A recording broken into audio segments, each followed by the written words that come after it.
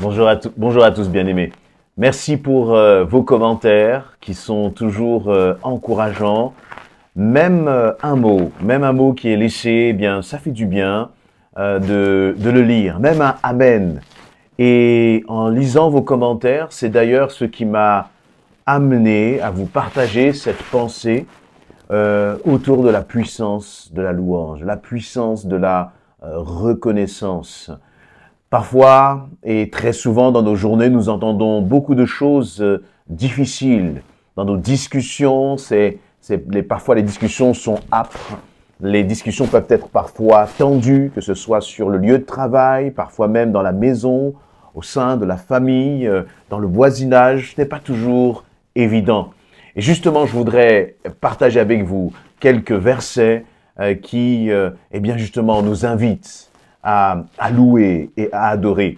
Avant de partager ces versets, je voudrais, eh bien, peut-être que vous ne le savez pas, mais je diffuse du lundi au vendredi une vidéo pour encourager, pour nous booster dans notre foi, dans notre amour de la parole de Dieu, de la méditation de la parole de Dieu. Et donc, pour que ces vidéos aient plus de visibilité, qu'elles puissent toucher le plus grand nombre, je vous invite vraiment à vous abonner à notre chaîne YouTube pour que vous puissiez être alerté, à liker cette vidéo, donc juste un pouce si la vidéo vous a fait du bien, et bien sûr à laisser un commentaire pour eh bien, que nous puissions aussi nous encourager les uns les autres. Je voudrais partager maintenant avec vous quelques versets dans Apocalypse, Apocalypse chapitre 19, et je vais lire à partir du verset 1, il nous est dit ceci: « Après cela, j'entendis », donc qui parle? Eh bien, c'est l'apôtre Jean qui est l'auteur du livre de l'Apocalypse, du livre de la Révélation. Il dit ceci: « Après cela, j'entendis dans le ciel comme la voix puissante d'une foule immense qui disait: Alléluia! Loué soit notre Dieu! C'est à lui qu'appartiennent le salut et la gloire, ainsi que la puissance. Ses jugements sont vrais et justes, car il a condamné la grande prostituée qui corrompait la terre par ses débauches, et il lui a fait rendre compte du sang des serviteurs de Dieu répandus par sa main.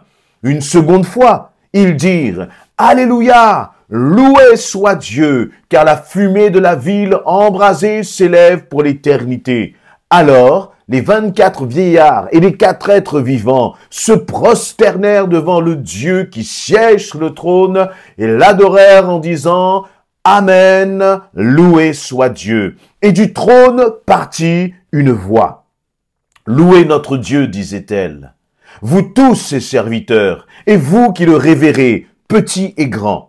Verset 6, « Et j'entendis comme la voix d'une foule immense, semblable au bruit des grandes eaux et au grondement violent du tonnerre. Elle disait, « Alléluia, loué soit Dieu, car le Seigneur notre Dieu Tout-Puissant est entré dans son règne. Réjouissons-nous, exultons d'allégresse, apportons-lui notre hommage. » Voici, bientôt les noces de l'agneau, sa fiancée s'est préparée.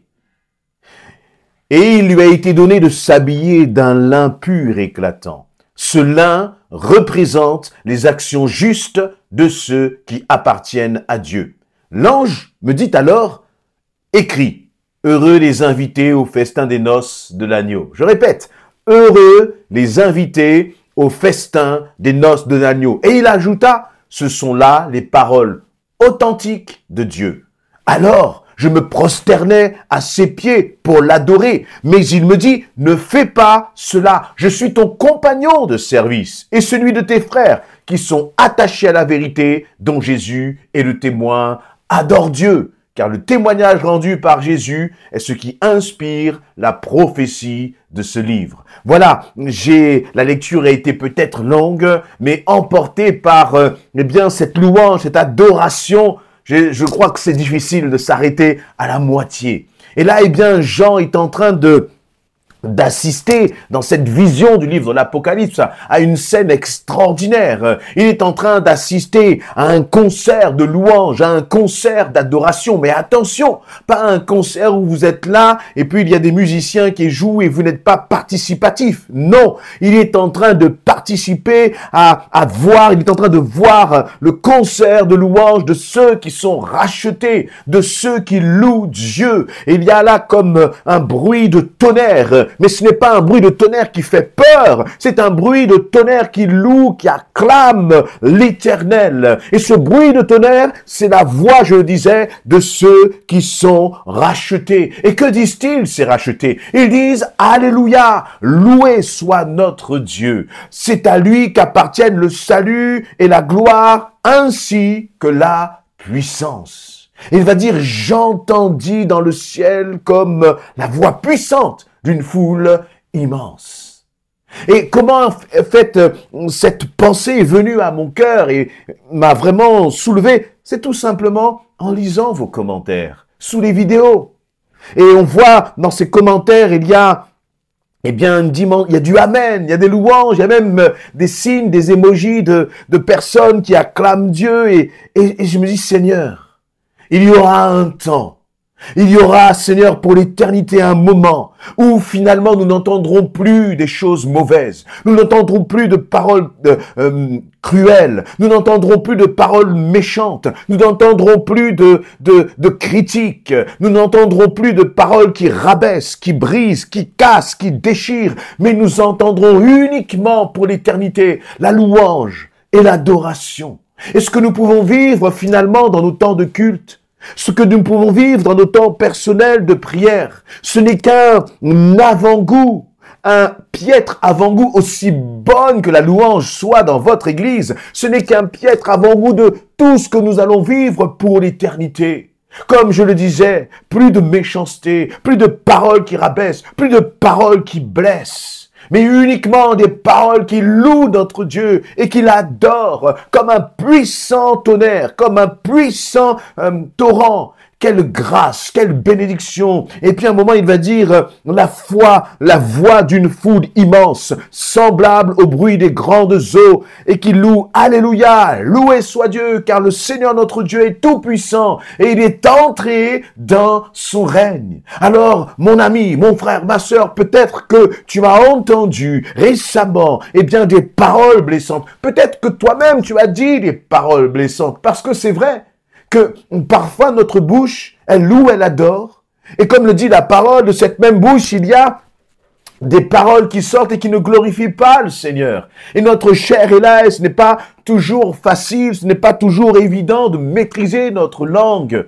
Et parfois, il y a comme une source pure, une source, et puis une source amère qui sort de la même bouche. Comment est-ce possible cela? Eh bien, parce que nous sommes faillibles.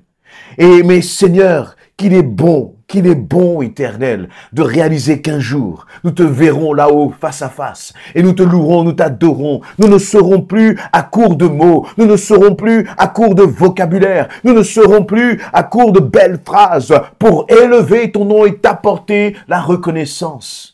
Quelle grâce, quelle grâce. Et je crois qu'ici-bas, il faut commencer à nous réjouir de cela. Commence à regarder là ce qui t'attend lorsque Jésus reviendra. Et plus tu vas avoir les yeux fixés sur le retour de Jésus-Christ, plus tu vas tenir ferme dans le combat, plus tu vas tenir ferme face à l'adversité. À tel point, il a été, à tel point que Jean, face à cette vision, il a été comme dépassé. Il a commencé, il était prêt presque à se prosterner devant l'ange. Je ne suis pas en train de parler de quelqu'un qui découvre la foi et qui aurait vu un ange et qui va se prosterner devant un ange, sachant que nous ne devons pas nous prosterner devant nul autre que Dieu lui-même. Et pourtant, cet homme expérimenté, cet homme de foi, cet apôtre qui était Jean, face à une telle scène de louange et d'adoration, qu'a-t-il fait? Il a failli se prosterner devant l'ange. Il a été comme subjugué, comme débordé. Donc ça vous donne une idée quand même de la puissance de cette louange. Je suis convaincu que Jean avait déjà vécu des moments de louange extraordinaires. L'apôtre Jean dont nous parlons là, qui a été inspiré pour écrire le livre de la Révélation, le livre de l'Apocalypse, c'est ce même apôtre Jean qui a vécu ce moment extraordinaire et formidable de la Pentecôte. C'est ce même Jean qui à un moment a vu comme des langues de feu au-dessus de sa tête et qui a commencé à parler en langue, à raconter les merveilles de Dieu dans des langues qui pour lui étaient inconnues. C'est ce même Jean, mais malgré cette expérience extraordinaire de la Pentecôte, face à cette vision, c'est comme si Jean n'avait jamais rien vécu d'aussi glorieux. Il n'avait jamais rien vécu d'aussi merveilleux. Et c'est ce qui nous attend. C'est le programme que Jésus-Christ, notre Seigneur, nous a fixé. C'est pour cela qu'il a donné sa vie à la croix. C'est pour que toi et moi, nous soyons sauvés. C'est pour que toi et moi, nous soyons libérés justement de la puissance de la mort, de la puissance du péché, pour nous assurer une place là-haut, au milieu de cette foule immense qui va acclamer le roi des rois et le seigneur des seigneurs. Alors encore une fois, je le répète, ne baisse pas les bras, parce que là-haut, ce qui t'attend là-haut, ce qui nous attend là-haut, vaut toutes les souffrances d'ici-bas, vaut tous les combats d'ici-bas. Et je rappellerai cette parole encore de Paul que je rappelais encore dimanche lors de notre culte, eh bien, rien ne nous séparera de l'amour de Jésus-Christ. C'est ce que disait Paul. Il a été décidé parce que je crois que Paul avait réalisé ce qui nous attend là-haut lorsque Jésus reviendra. Alors, sois patient, sois persévérant, sois déterminé, mais surtout, il faut que tu puisses passer la ligne d'arrivée afin que nous soyons ensemble, tous réunis pour louer notre Dieu. Actuellement, c'est peut-être à travers une vidéo, peut-être que tu es à l'autre bout du monde en train d'entendre, de suivre cette vidéo, mais il y a un moment où tous les rachetés seront rassemblés. Ceux qui sont là maintenant, ceux qui nous sont précédés, peut-être ceux qui viendront encore demain si Jésus n'est pas encore revenu. Mais quelle grâce, quel privilège, nous vivrons ensemble. Plus de pleurs, plus de cris, plus de grincements de dents, juste de la paix, juste de la joie, juste, eh bien, la puissance de notre Dieu qui va se répandre, se manifester et être simplement arrosé de la présence de Jésus-Christ ensemble. Voilà ce qui nous attend. En attendant,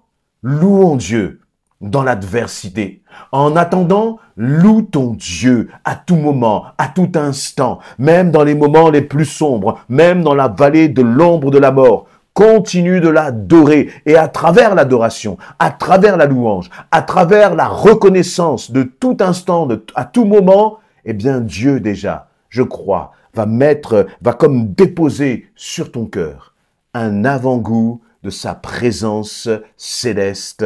Amen. Laissez les commentaires si cela vous a interpellé pour nous encourager encore une fois les uns les autres. Soyez bénis.